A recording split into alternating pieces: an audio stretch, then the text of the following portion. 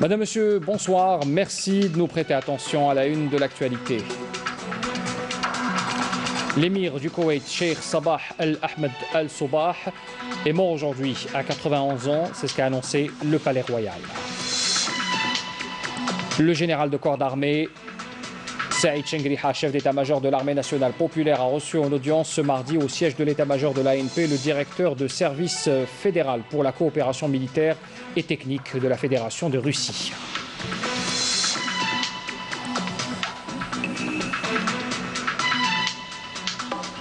Le ministre de la Justice, garde des Sceaux, Belkacem Zermati, a présenté ce mardi devant la commission compétente du Conseil de la Nation le projet de loi relatif à l'ordonnance modifiant et complétant le Code de procédure pénale.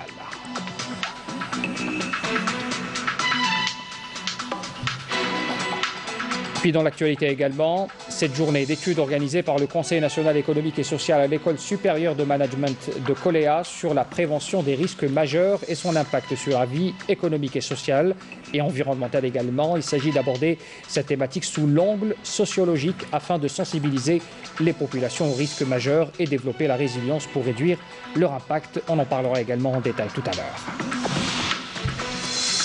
Voilà pour l'essentiel des titres. Bienvenue à tous. L'émir du Koweït, Cheikh Sabah Al-Ahmed Al-Sabah, est mort aujourd'hui à 91 ans. C'est ce qu'a annoncé le Palais Royal. Selon le ministre chargé des Affaires royales, dans un enregistrement diffusé à la télévision, le défunt a dirigé le pays depuis 2006. Son successeur désigné est son frère, Nawaf Al-Ahmed Al-Jabir Al-Sabah, né en 1937. L'émir du Koweït, Cheikh Sabah Al-Ahmed Al-Sabah, est donc mort ce mardi. Il avait 91 ans. Son parcours détaillé dans ce papier signé ce soir Mounena Al-Hamoudi. L'émir du Koweït n'est plus. Le palais royal de l'État du Koweït a annoncé aujourd'hui le décès de l'émir Sabah Ahmed Al-Jabir Al-Sabah à l'âge de 91 ans. Considéré comme l'architecte de la politique étrangère du Koweït moderne, l'émir a été Premier ministre de juillet 2003 à janvier 2006. Il a été précédemment ministre des Affaires étrangères pendant pas moins de 40 années, de 1963 à 2003. Véritable homme fort du Koweït qu'il dirige de facto, il a accédé au trône après de longues tractations à la suite de la destitution par le Parlement pour cause d'incapacité de Cheikh Saad Al-Abdallah Al-Sabah, qui fut brièvement émir du Koweït en janvier 2006, désigné après la mort de Jabir III. Après son hospitalisation le 18 juillet dernier, le chef de l'État avait transféré temporairement une partie de ses pouvoirs au prince héritier, son demi-frère, Cheikh Nawaf Al-Ahmed Al-Jabir Al-Sabah. Ce dernier occupera plusieurs postes importants au sein du gouvernement et avait été nommé prince héritier en 2006 après un consensus de la famille dirigeante qu'il a choisi pour occuper ce poste en raison de sa popularité au sein de la famille. Dans l'actualité également, ce mardi, le général de corps d'armée, Saïd Chengriha, chef d'état-major de l'armée nationale populaire, a reçu en audience ce mardi au siège de l'état-major de l'ANP le directeur du service fédéral pour la coopération militaire et technique de la Fédération de Russie, Dimitri Chouaguev. C'est ce qu'indique un communiqué du ministère de la Défense nationale. Cette rencontre intervient en marge de la réunion préparatoire de la 19e session du comité intergouvernemental algéro-russe qui se tiendra en Fédération de Russie avant la fin de l'année en cours, précise encore le communiqué. Lors de cette rencontre, les deux parties ont tenu des discussions qui ont porté sur l'état de la coopération militaire entre les deux pays et ont échangé également les analyses et les points de vue sur les questions d'intérêt commun, ajoute également la même source. Ont pris part à cette rencontre le chef du département des approvisionnements, le chef du département emploi et préparation de l'état-major de l'ANP, le directeur central du matériel, le directeur des relations extérieures et de la coopération du ministère de la Défense nationale et les directeurs centraux. À l'issue de cette rencontre, les deux parties ont échangé des présents symboliques.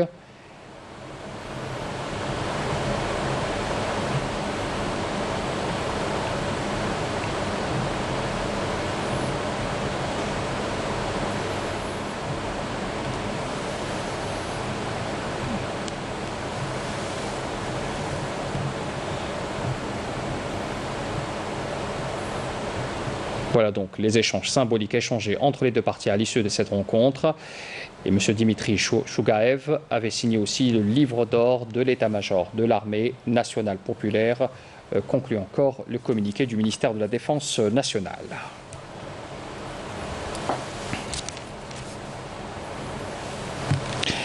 Et puis on apprend également que dans le cadre de la campagne de solidarité initiée par l'Algérie au profit du Niger suite aux dernières inondations et afin de venir en aide aux familles sinistrées, il a été procédé ce mardi au chargement de la deuxième cargaison, la cargaison d'aide humanitaire à bord de 2 avions cargo militaires depuis la base militaire de Boufarik en première région militaire.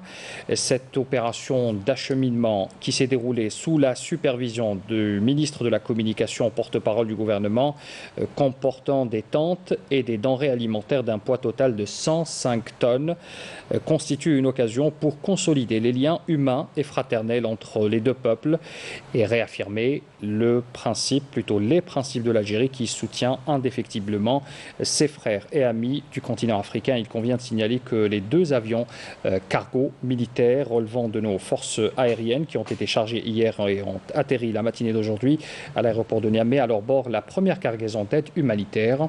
Et à ce propos, je vous propose d'écouter la déclaration du porte-parole du gouvernement, ministre de la Communication, le Dr Ammar Belhimar.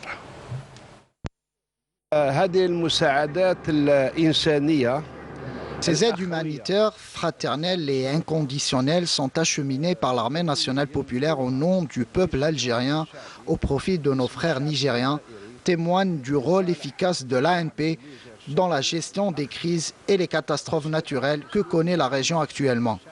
Cette méthode sert à promouvoir le développement économique ainsi que la stabilité, la sécurité et la souveraineté des États du voisinage et leur intégrité territoriale. كما هو يساعد في تدعيم استقرار وأمن وقدسية سيادة دول الجوار وحدودها. Et toujours à propos de ces aides, je vous propose d'écouter la déclaration du lieutenant-colonel Siamour Samir. Il est pilote dans les forces de l'armée nationale populaire, dans les forces armées, et suivi de la déclaration également d'un représentant du Croissant Rouge algérien également associé à cette opération.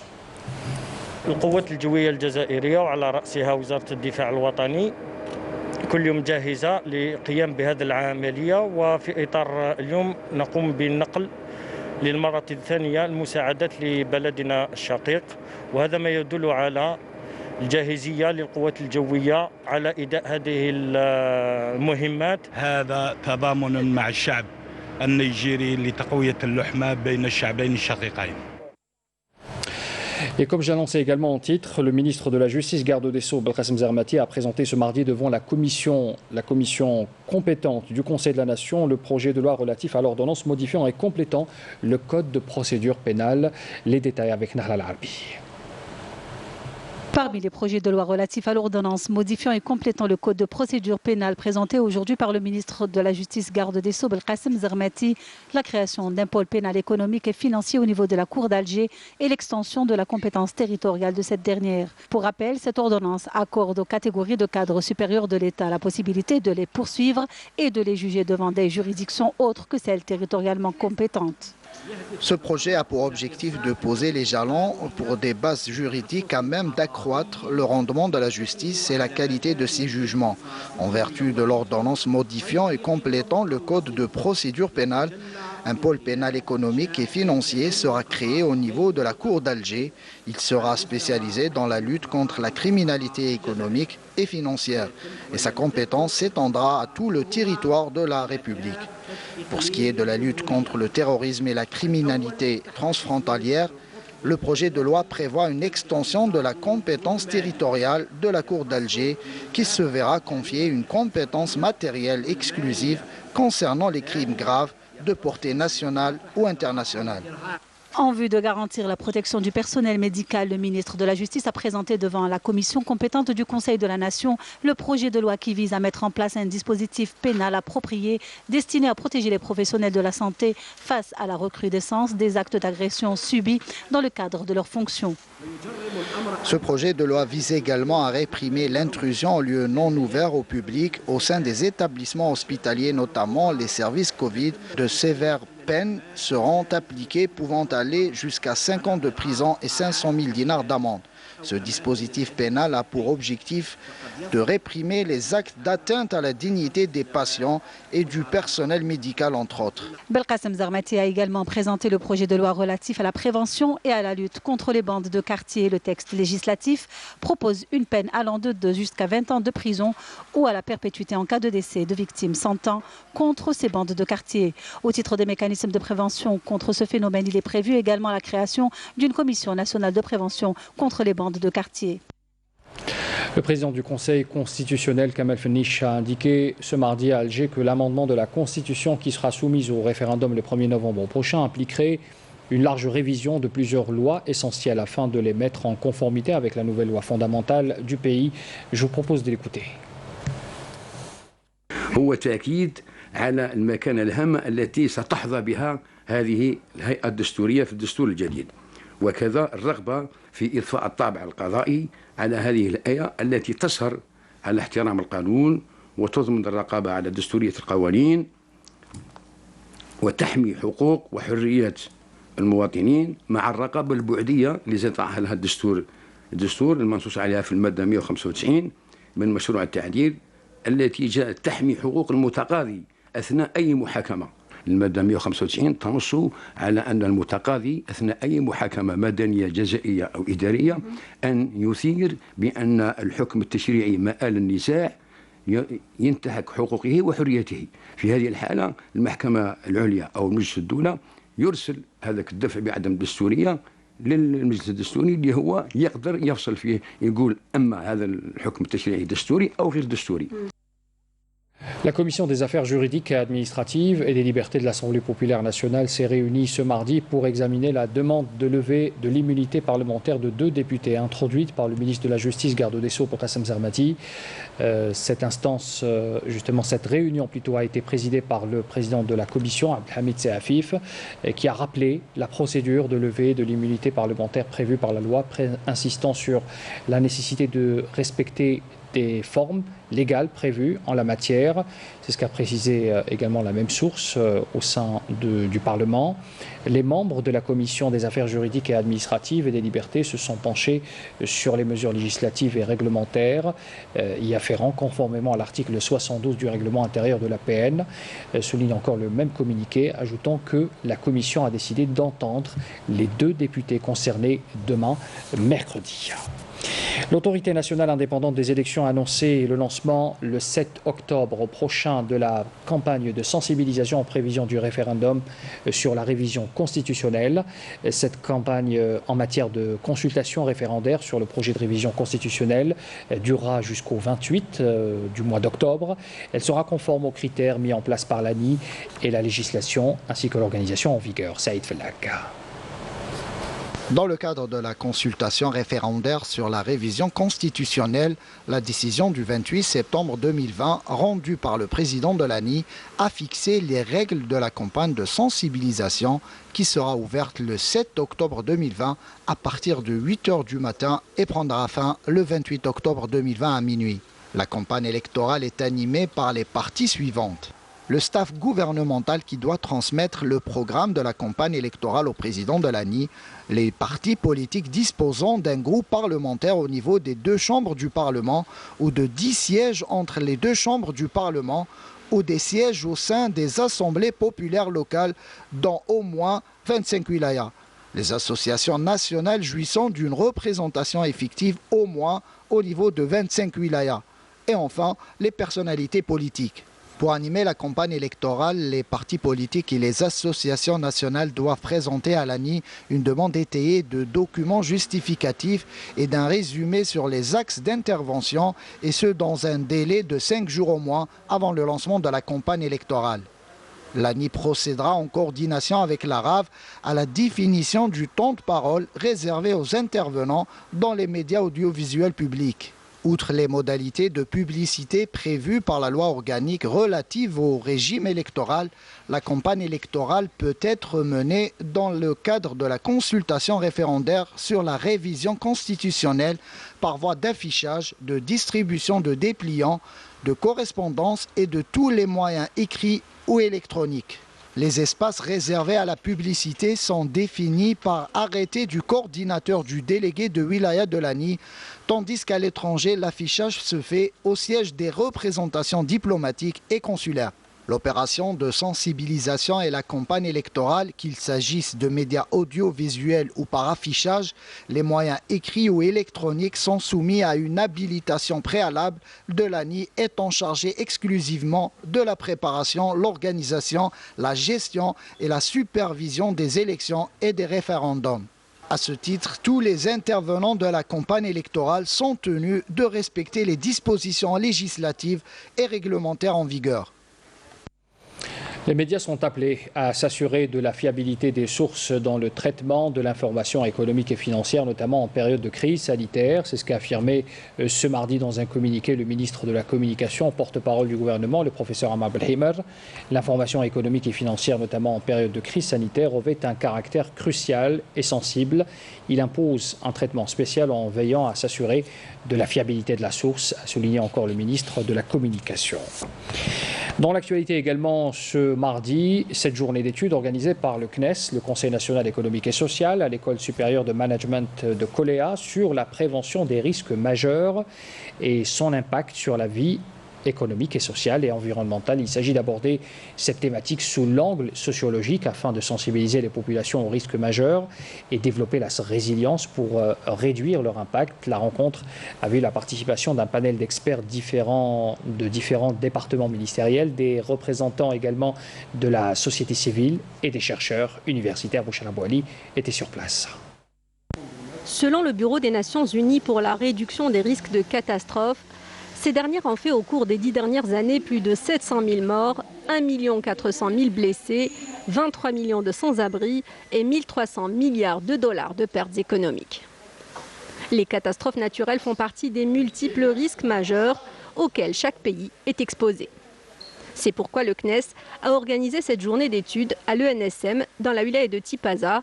Elle porte sur la prévention des risques majeurs et son impact sur la vie. Il ne s'agit cependant pas, selon les organisateurs, d'évaluer les pertes économiques liées aux risques majeurs, mais plutôt d'aborder la question sous l'angle sociologique et comportemental. La thématique d'aujourd'hui porte sur l'aspect comportemental lié aux risques majeurs, c'est-à-dire point de vue sensibilisation et communication. Que peut-on faire pour corriger un peu ce comportement du citoyen vis-à-vis des risques majeurs? Prévenir les risques majeurs, c'est possible car selon les experts, c'est le facteur humain qui peut les exacerber ou au contraire les minimiser. La vulnérabilité elle est toujours liée à l'homme. Parce que quand on dit qu'il y a une catastrophe, ça veut dire qu'il y a un cadre bâti par l'homme qui est vulnérable vis-à-vis de tel ou tel type d'événement surprise et qui est susceptible de provoquer beaucoup de pertes suivant son intensité. Quand on parle de catastrophe, on accepte que le risque est construit par la société.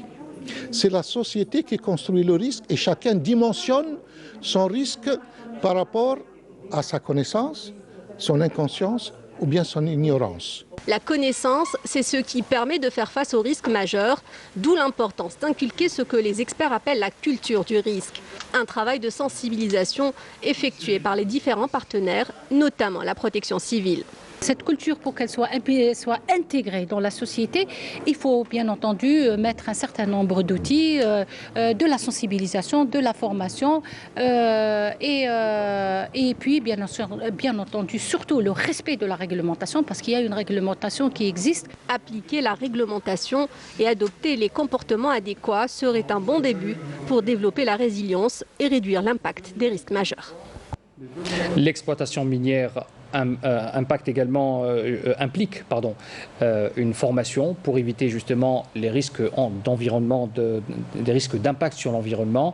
D'où la visite du ministre des Mines, Mohamed Al-Kab, qui a affirmé depuis Taman Rasset qu'une formation spécialisée sera assurée pour l'exploitation minière artisanale de l'or par les jeunes, et ce à travers la mise en place d'un cadre juridique et réglementaire. Camélia Mellel. Pour impulser la dynamique de l'économie nationale et la diversification des ressources hors hydrocarbures, une formation spécialisée sera assurée pour les jeunes désireux monter une entreprise dans l'exploitation minière artisanale de l'or à Tamanrasset. Une opportunité aux jeunes du Sud de se lancer dans cette activité dans un cadre réglementaire, organisé et transparent. Nous allons en premier lieu acquérir des équipements temporaires en vue d'entamer cette formation pour l'exploitation artisanale de ce minerai qui a déjà été entamé dans cette région. L'opportunité sera ainsi offerte aux jeunes pour bénéficier d'une formation leur permettant de se lancer dans l'exploitation des gisements d'or dans le cadre d'un programme d'action intégré.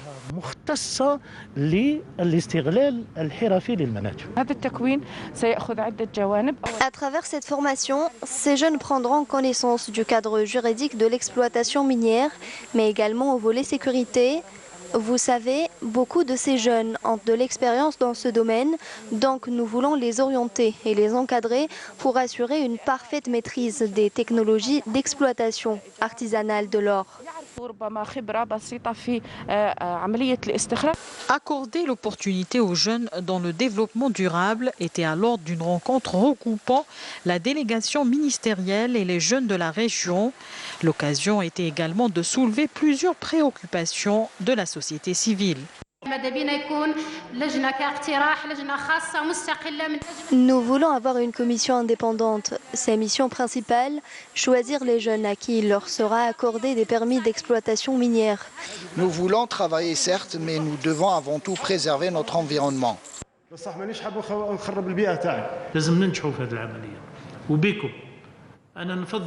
C'est avec vos efforts qu'on pourra réussir dans ce domaine et nous sommes toujours prêts à aider les investisseurs qui veulent investir dans le domaine des mines. La relance de l'activité minière dans le Grand Sud entre dans le cadre de l'orientation de l'État vers la diversification de l'économie nationale à travers la mise en place d'un cadre juridique et réglementaire, donnant ainsi la possibilité aux jeunes d'une exploitation artisanale de l'or en vertu d'autorisations qui leur seront accordées avec des conditions précises et des facilitations dans leur octroi. Et puis on parle également ce soir de l'intérêt qu'accorde le président de la République au sport national. En témoigne cette séance dont on parlait hier, séance de travail en présence du Premier ministre et des premiers responsables du secteur du sport en Algérie, les deux membres du gouvernement donc. Plusieurs questions. Plusieurs dossiers ont été abordés lors de cette séance, notamment les préparatifs de la participation de l'Algérie aux Jeux Olympiques ainsi que les préparatifs en cours pour la tenue des Jeux méditerranéens de 2022 à Oran. D'autres questions ont été également abordées, notamment l'organisation du sport en général et les sports d'élite et olympiques en particulier. Sarah Derballa. L'État a de tout temps porté un grand intérêt au secteur de la jeunesse et des sports et a constamment veillé à la santé des athlètes et leur formation afin d'honorer l'emblème national à l'échelle internationale et lors des grands événements sportifs. La situation générale du secteur de la jeunesse et des sports était au cœur d'une séance de travail présidée par le chef de l'État Abdelmajid Tebboune, en présence du Premier ministre, du ministre de la Jeunesse et des Sports, ainsi que la secrétaire d'État chargée du sport d'élite et le président du Comité olympique algérien. Les préparatifs de l'élite nationale pour les prochains Jeux olympiques de Tokyo en août 2021 et l'état d'avancement dans l'organisation des Jeux méditerranéens d'Oran 2022, deux dossiers sur lesquels le président de la République a donné des instructions précises pour une préparation matérielle et humaine sans faille. Abdelmajid Tebboune a appelé à rehausser le niveau de performance en mettant l'accent sur le sport scolaire, en améliorant les outils de détection de talents sportifs dès le plus jeune âge à travers tout le territoire national. Une réalité qui ne pourra être possible sans un encadrement de qualité prodigué par des entraîneurs et formateurs algériens et étrangers pour atteindre des niveaux compétitifs à l'échelle internationale pour nos sportifs et hisser haut les couleurs nationales dans les grands rendez-vous mondiaux. 155 nouveaux cas confirmés de coronavirus, 101 guérisons et 7 décès ont été enregistrés durant les dernières 24 heures en Algérie. C'est ce qu'indique le porte-parole du comité scientifique de suivi de l'évolution de la pandémie du coronavirus, le docteur Jamal Fourar. Je vous invite à écouter sa déclaration. Aujourd'hui, le mardi 29 septembre 2020, nous allons vous donner, comme d'habitude, un point complet de la situation épidémiologique de la Covid-19 en Algérie depuis le début de la pandémie à ce jour. Pour ce qui est des principaux indicateurs enregistrés au cours des 24 dernières heures, nous avons 155 nouveaux cas, 78 nouvelles hospitalisations, 101 patients guéris, 23 patients en soins intensifs et 7 décès. Avec la notification de 155 nouveaux cas, l'incidence au cours des 24 dernières heures est de moins de 1 cas pour 100 000 habitants, sachant que 20 wilayas n'ont pas déclaré de cas au cours des 24 dernières heures, 24 wilayas ont déclaré entre 1 et 9 cas et seulement 4 wilayas ont déclaré 10 cas et plus. Pour ce qui est des décès enregistrés au cours des 24 dernières heures, nous avons enregistré 7 nouveaux décès, rahimahumullah. Pour ce qui est des nouvelles hospitalisations durant les 24 dernières heures, le nombre est de 78 patients. Pour ce qui est des patients guéris selon le protocole thérapeutique, à ce jour, leur nombre est de 36 063 patients guéris, dont 101 patients guéris au cours des 24 dernières heures. Pour ce qui est des soins intensifs, nous avons actuellement 23 patients hospitalisés aux soins intensifs au niveau national et dans tous les établissements de santé. Et pour terminer, nous rappelons toujours nos concitoyens pour rester vigilants, de respecter les règles de prévention, l'hygiène des mains, la distanciation sociale et surtout, le port de masque obligatoire en tout lieu et en toutes circonstances. Le rappel des titres avant de clore ce journal. L'émir du Koweït, Cheikh Sabah Ahmed Al Sabah, est mort aujourd'hui à 91 ans, c'est ce qu'a annoncé le Palais Royal. Le général de corps d'armée, Saïd Chengriha, chef d'état-major de l'armée nationale populaire, a reçu en audience au siège de l'état-major de l'ANP le directeur du service fédéral pour la coopération militaire et technique de la Fédération de Russie.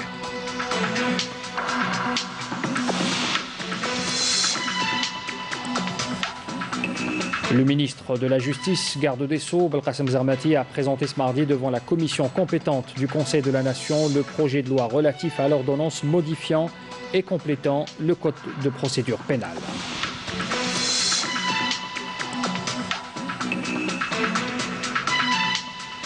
Dans l'actualité également, cette journée d'études organisée par le Conseil national économique et social à l'École supérieure de management à Koléa sur la prévention des risques majeurs et son impact sur la vie économique, sociale et environnementale.